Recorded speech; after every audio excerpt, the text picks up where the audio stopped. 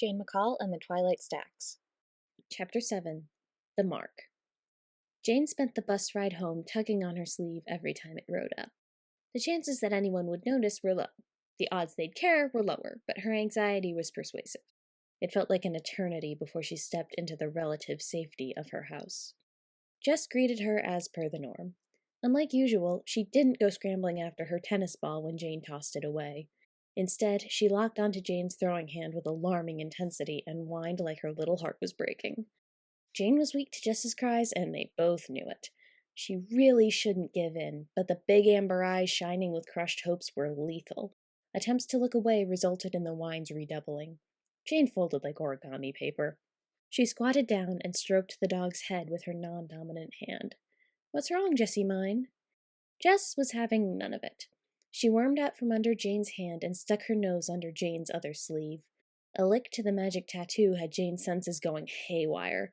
Colors dulled or vanished, her vision blurred, and her ears picked up on buzzing and humming they'd never detected before. That all fell to the wayside with the sheer variety of smells that hit her.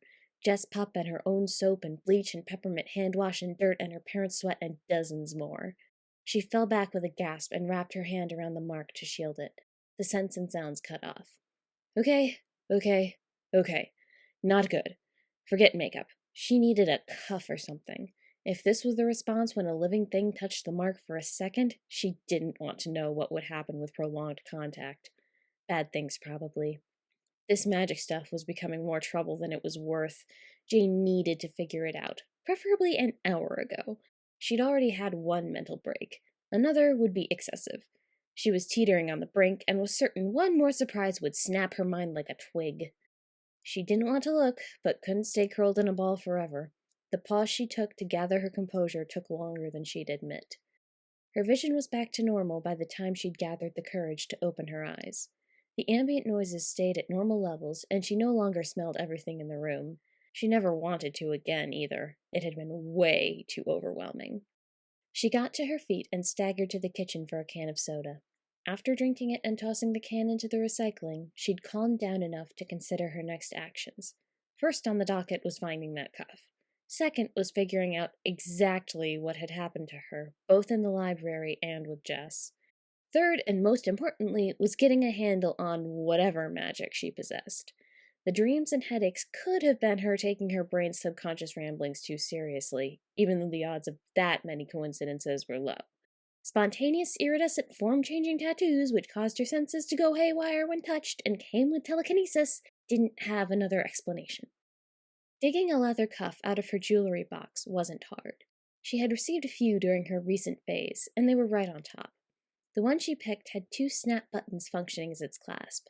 It also had some flowery vines engraved in the black leather, with decorative silver rivets serving as the flowers. It wasn't wide, but it fit snugly on her wrist, and the snaps meant the entirety of her new tattoo was surrounded by the leather. It would serve her purposes until she found a more permanent solution.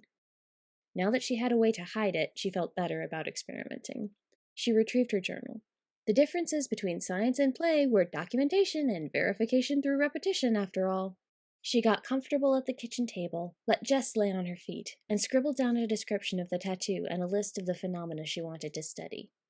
Subject of interest is present on the skin of JBM. It is 0.75 inches wide and wraps fully around the wrist. Edges are feathery as though painted on with a brush.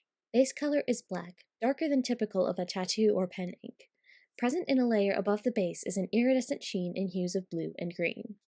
Oddity 1. Subject appeared spontaneously on JBM during research into potential repressed or lost memories. Awareness of these memories was triggered by an unusual dream. Details of dream present on page 54 of this journal. Connection between subject and dream/memories suspected but unconfirmed. Oddity 2. Subject's original appearance resembled a black elbow-length glove which faded in color as it extended up the arm, glove form. JBM willed it into a more subtle state, resulting in its current appearance, band form.